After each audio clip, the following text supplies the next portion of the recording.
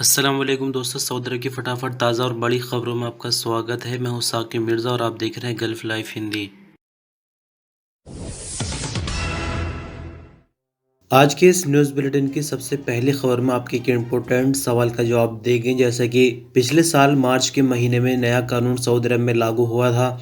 कई सारे नए नियम लागू किए गए थे, लेकिन उसमें एक रूल ये भी था कि जो भी अब एग्जिट रेंट्री वीज़ा पर जाएंगे वो सऊदी अरब दोबारा वापस नहीं आ सकते। हालांकि जो लोग जेल के जरिए जाते हैं उनके लिए भी यही रूल था, और जो लोग नॉर्मल तरीके से जाते हैं, छुट्टी पर वापस नहीं आते, उनके लिए भी यही नियम लगाया गया था। लेकिन आपको बता दें कि बीच में इसमें बदलाव कर दिए गए हैं। न्यूज़ में कोई खबर सामने नहीं आई, लेकिन आपको बता दें कि आपके सामने एक स्क्रीनशॉट है जवाजात का। बिल्कुल नई ये खबर है। जवाजात से एक सऊदी सवाल पूछ रहा है कि उसके पास एक आमिला मंजिलिया यानी कि डोमेस्टिक फीमेल वर्कर काम करती थी, जो कि छुट्टी पर गई 1 साल पहले और वापस लौटकर नहीं आई।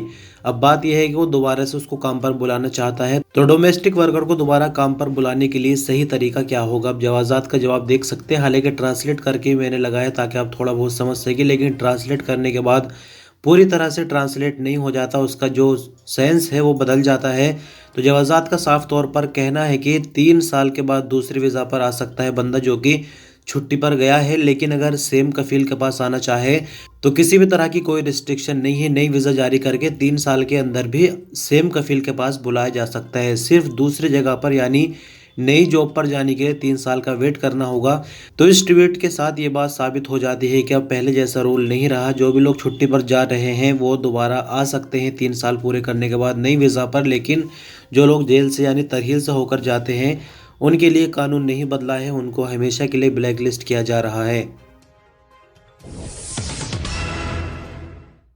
कोरोना के चलते मस्जिद हराम में सोशल डिस्टेंसिंग बनाए रखने के लिए नए नए तरीके आजमाए जा रहे हैं। जैसे कि आपको पिछले दिनों बताया कि आब जमजम फिर से अब रोबोट के जरिए बांटे जाने लगा है। अब देखिए यहाँ पर सफाई की मशीनें भी रोबोट टाइप इस्तेमाल की जा रही, जो कि इंसान के बिना इंटरफेयर के अपने आप यानी ऑटोमेशन पर काम करेगी। मस्जिद हराम में सफाई के लिए नए रोबोट का इस्तेमाल शुरू कर दिया गया है। नए रोबोट 1 घंटे में 1000 स्क्वायर मीटर एरिया की सफाई कर सकता है। रिपोर्ट्स के मुताबिक एक रोबोट में 68 लीटर पानी और केमिकल रखने की गुंजाइश है, जबकि ये इंसानी मदद के बिना 4 घंटे लगातार काम कर सकता है। रोबोट में बहुत से सेंसर्स और कैमरे लगे हुए हैं, जिसके कारण ये साफ सफाई बिल्कुल आराम से कर सकता है। यानी अगर कोई सामने इंसान भी है तो ये उससे नहीं टकराएगा, बल्कि इंसानी इंटरफेयर को देखकर ये दूसरी तरफ मुड़ जाते हैं। हरमैन शरीफैन मैनेजमेंट ने ज़रूरतमंद उम्रा ज़ायरीन के लिए हरम मक्की में स्पेशल तौर पर फ्री व्हील चेयर्स उपलब्ध कराने के लिए 3 पॉइंट बनाए हैं। सऊदी एजेंसी के मुताबिक हरमैन के ट्रांसपोर्ट विभाग के डायरेक्टर अहमद अल मकाती ने बताया कि कोरोना के चलते बिजली वाली व्हील चेयर्स का टिकट खरीदने के लिए तनकल ऐप पर सुविधा मौजूद है। एहतियात के तौर पर व्हील चेयर्स को लगातार सैनिटाइज किया जाता है। सैनिटाइजिंग के लिए वर्करों की शिफ्टों में ड्यूटियां लगाई गई हैं। व्हील चेयर ट्रैक की जांच के लिए 180 सुपरवाइजर भी तैनात किए गए हैं, जिनकी जिम्मेदारी है कि वो व्हील चेयर के रास्ते को खुला रखें ताकि ज़ायरीन को किसी तरह की मुश्किल का सामना न करना पड़े। डायरेक्टर ट्रांसपोर्ट का आगे कहना है कि हरमैन शरीफैन मैनेजमेंट की तरफ से 8000 व्हील चेयर्स उपलब्ध कराई गई है, जिनमें 5000 सादी जबकि 3000 बिजली से चलने वाली है। बिजली से चलने वाली व्हील चेयर्स में सिंगल और डबल सीटों वाली मौजूद है, जिन्हें ज़रूरत के मुताबिक लिया जा सकता है।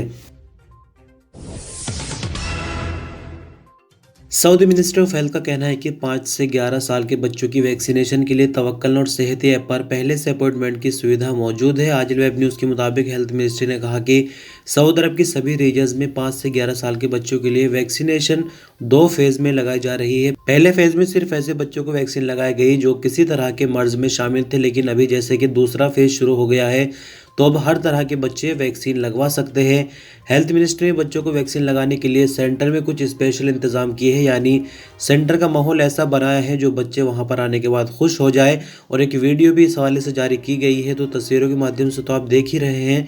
अब देखिए कि वीडियो में किस तरह से बच्चों के एंटरटेनमेंट के लिए वहां पर इंतजाम किया गया है।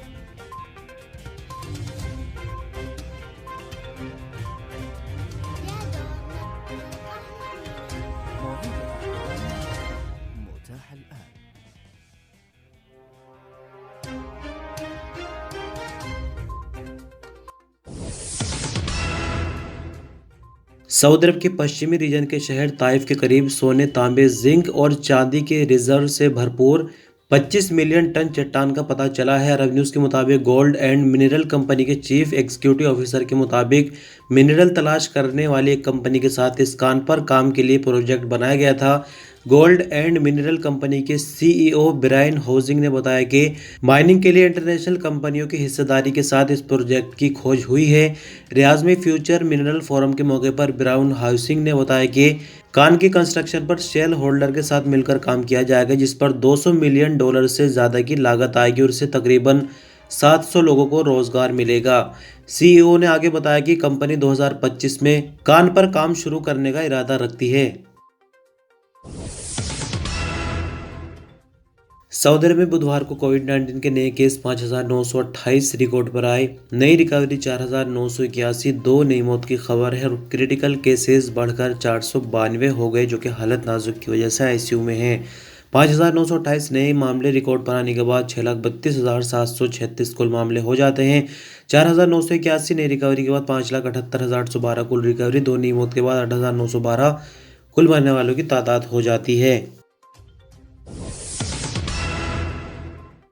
सऊदी मिनिस्ट्री ऑफ इंटीरियर का कहना है कि एक सऊदी को दूसरे सऊदी के कत्ले के इल्जाम में बुधवार को नजरान में मौत की सजा सुना दी गई। सऊदी प्रेस एजेंसी के मुताबिक मिनिस्ट्री ऑफ इंटीरियर की तरफ से जारी बयान में कहा गया है कि सऊदी शहरी अब्दुल्ला बिन मोहम्मद बिन अली अल मरी का सऊद बिन नाइफ बिन अली हमामी से किसी बात पर झगड़ा हो गया था और बात यहां तक पहुंच गई कि उसने छुरियों से कई वार करके सऊद बिन यूसुफ को कत्ल कर दिया। इंडियन मिनिस्ट्री के मुताबिक अब्दुल्ला बिन मोहम्मद बिन अली अल मरी कत्ल के बाद भाग गया था। पुलिस ने कम ही वक्त में उसको गिरफ्तार करके अदालत में पेश किया। सभी तरह के सबूत वगैरह अदालत में पेश किए, मुकदमा चलता रहा। आखिरकार उसे अदालत की तरफ से सजाए मौत सुनाई गई। निचली अदालत के मौत की सजा के फैसले के बाद ये मामला अपील कोर्ट और फिर सुप्रीम कोर्ट भी पहुंचा और बाद में किंग सलमान के सामने पहुंचा, लेकिन सभी जगह से जो निचली अदालत का फैसला था उसको बरकरार रखा गया। आखिरकार शाही फरमान के मुताबिक इसको बुधवार को नजरान में मौत की सजा पर अमल कराया गया। इस न्यूज़ में आपको एक अजीब सी खबर बताएंगे, जैसे कि शहद आपको मालूम है, शहद के बारे में कुछ भी यहाँ कहने की ज़रूरत नहीं। सऊदी अरब के शहर जाज़ान में इन दिनों शहद का मेला चल रहा है। पिछले हफ्ते इसका उद्घाटन किया गया था। हमने खबरों में आपको नहीं बताया क्योंकि कोई ख़ास इसमें नहीं है, लेकिन आज एक ख़ास चीज़ यहाँ पर ये देखने को मिली कि शहद की जो कीमत है वो सुनकर आप कहीं ना कहीं हैरान ज़रूर रह सकते हैं और देख सकते हैं कि सऊदी अरब में शहद के मामले में आखिर महंगाई किस दर्जे की है। तो पहले आपको बता दें कि शहद मेले में जो लोग शहद पैदा करने वाले हैं, यानी जो फार्मर होते हैं, किसान होते हैं, वो अपनी स्टॉल वगैरह मेले में जाकर लगाते हैं। सरकार की तरफ से इस मेले को लॉन्च किया गया है, यानी कई तरह की मदद भी सरकार की तरफ से दी जाती है ताकि जो इनका पुराना कल्चर है इसको बढ़ावा मिले और जो लोग खरीदने वाले होते हैं वो भी मेले में जाकर शहद को खरीदते हैं। अब यहाँ पर हैरान करने वाली बात यह है कि जो लोवेस्ट कैटेगरी का शहद है, यानी सबसे सस्ता शहद 300 रियाल प्रति किलो है और आपको बता दें कि हाई क्वालिटी का शहद 1900 रियाल प्रति किलो है। यानी कि आप अंदाज़ा लगा सकते हैं 1900 को अगर हम मोटे तौर पर देखें तो इंडियन रुपीज़ में ये 38,000 लगभग बन जाते हैं। तो क्या आप एक मिनट के लिए भी इमेजिन कर सकते हैं कि साल 2050 तक भी क्या इंडिया में कभी 38,000 रुपये किलो तक शहद होगा, चाहे वो कितना ही ज़्यादा प्योर क्यों ना हो। तो इस तरह की कुछ अजीब सी ये खबर है, कुछ तस्वीरें मेले की है जो आप देख सकते हैं और अंदाज़ा लगा सकते हैं कि किस हद तक सऊदी अरब में महंगाई है, खासकर शहद को लेकर। और अंत में बात करेंगे मक्का मुकर्रमा पुलिस ने सऊदी नारकोटिक विभाग की मदद से ड्रग स्मगलिंग की एक बड़ी कोशिश को नाकाम बनाया है और एक पूरे गिरोह को गिरफ्तार किया है जिसमें 18 अजनबी यानी गैर मुल्की थे। सऊदी प्रेस एजेंसी के मुताबिक मिनिस्ट्री ऑफ इंटीरियर ने इस हवाले से ट्विटर पर एक वीडियो भी जारी की है। वो वीडियो हमारे पास है, वीडियो हम आपको अभी दिखाएंगे। इससे पहले आपको बता दें कि मक्का मुकर्रमा पुलिस के स्पोकमैन ने आगे बताया कि ड्रग स्मगलिंग के इल्ज़ाम में पुलिस टीम ने 18 अजनबियों को गिरफ्तार किया। इनके कब्जे से 54 किलो 409 किलोग्राम ड्रग जब्त हुई है, जिसमें पाउडर वगैरह और गोली सभी तरह के ड्रग शामिल थी।